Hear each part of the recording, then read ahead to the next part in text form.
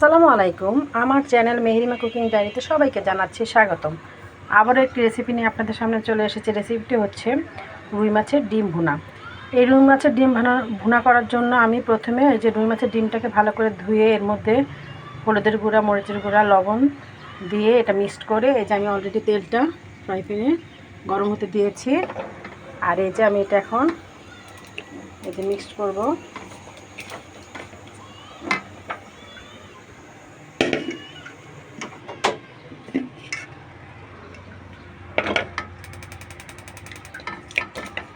এই যে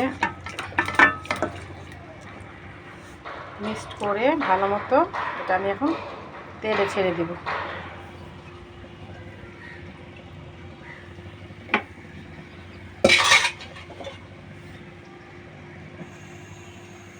এই যে তেলে আমি এটা একটু বাদামি বর্ণের করে ভেজে তারপর টুকরো টুকরো করে আপনাদের দেখাচ্ছি। রুই মাছের ডিমটা তেলে ভালো মতো ভেজে নিচ্ছি। এখন এটা নামিয়ে ছোট ছোট টুকরো করে তারপর কীভাবে রান্না হয় আপনাদের দেখাচ্ছি। আমি রুই মাছের ডিমটা ভালো মতো বাদামি বর্ণের করে ভেজে এটা আমি ছোট ছোট করে টুকরো করে নিয়েছি।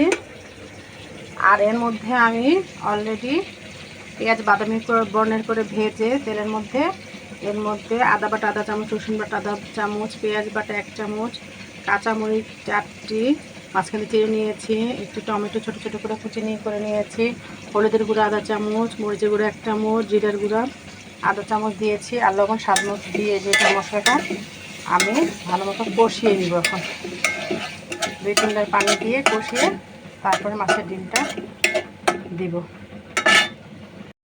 মশলাটা কষানো হয়ে গেছে। এর মধ্যে আমি এই যে ভেজে রেখেছিলাম যে ডিমগুলো সেগুলো দিয়ে দিব। দিয়ে আমি নেড়ে ভালো মতো মশলার সাথে মিক্সড করে ডিমটা তারপরে এর মধ্যে আমি অল্প করে পানি অ্যাড করে দেব, গরম পানি, বেশি দিব না, অল্প দিব। দিয়ে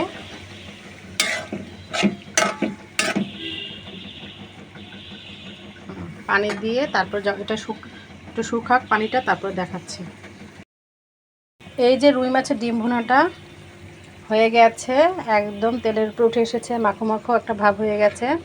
এখন এর মধ্যে আমি ধনিয়া পাতা কুচি এই যে ছড়িয়ে দিব।